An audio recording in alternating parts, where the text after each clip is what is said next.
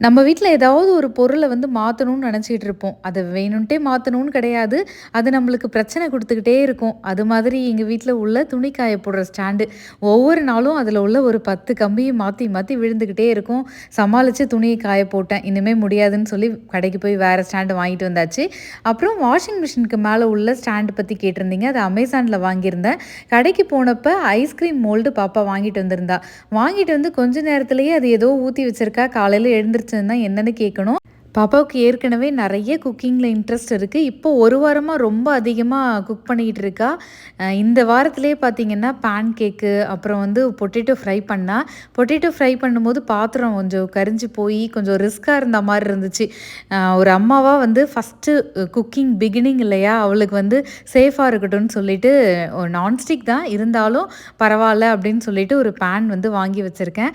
அவ இந்த வீடியோ பார்க்க மாட்டா. பட் சர்ப்ரைஸ் தான்.